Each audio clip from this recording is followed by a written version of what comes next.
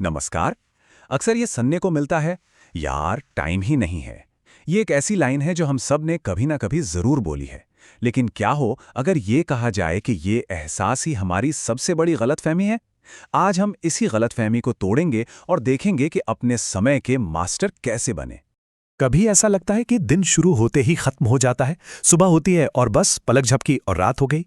और वो जो लंबी चौड़ी टू डू लिस्ट थी वो वहीं की वहीं धरी रह जाती है। अगर ये कहानी जानी पहचानी लग रही है तो यकीन मानिए ये सिर्फ एक इंसान की कहानी नहीं है। हम में से ज्यादातर लोग यही सोचते हैं कि प्रॉब्लम समय की कमी है, पर असल में प्रॉब्लम ये है ही नहीं। असली प्रॉब्लम है सही दिशा की कमी। मतलब हम अपने समय का सही इस्तेमाल ही नहीं कर पा रहे हैं। जरा सोचिए, दुनिया के सबसे कामयाब लोगों और एक आम इंसान में आखिर फर्क क्या है? क्या उनके पास ज्यादा वक्त है? नहीं, उनको भी दिन में मिलते हैं सिर्फ 24 घंटे। ना 1 मिनट ज्यादा, ना 1 मिनट कम। तो फिर ये फासला आता कहां से है? फर्क आता है सोच में, नजरिए में। कामयाब लोग समय को बर्बाद नहीं करते, वो इसे इन्वेस्ट करते हैं।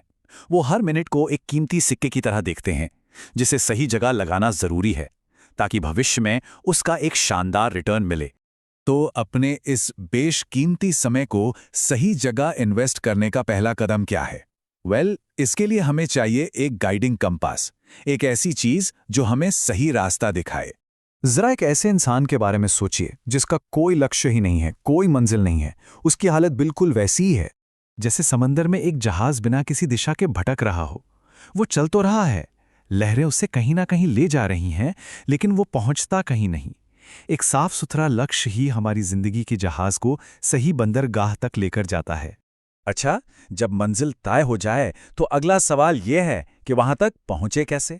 और इसका जवाब छिपा है एक डेली ब्लूप्रिंट में। एक ऐसा प्लान जो बड़े लक्ष्य को रोज की छोटी छोटी जीतों में बदल दे। और ये प्लान, यकीन मानिए, बहुत ही सिंपल है। बस 2 स्टेप्स हैं। पहला, हर सुबह सिर्फ 5 मिनट निकालिए और दिन के सबसे जरूरी काम लिख डालिए, बस। दूसरा, जो भी बड़ा काम है, जो पहाड़ जैसा लग रहा है, उसे छोटे छोटे मैनेजेबल टुकड़ों में तोड़ दीजिए। इससे होता यह है कि वो पहाड़ जैसा काम भी छोटे छोटे कदमों में कब पूरा हो जाता है पता ही नहीं चलता।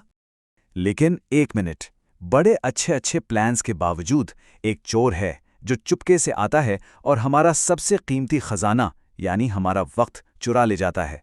अब वक्त आ गया है इस चोर का, इस दुश्मन का सामना करने का। और वो सबसे बड़ा दुश्मन कोई और नहीं बल्कि हमारा अपना मोबाइल फोन है और उस पर होने वाली वो घंटों की माइंडलेस स्क्रोलिंग। ये एक ऐसा मीठा जाल है जिसमें हम बहुत आसानी से फंस जाते हैं।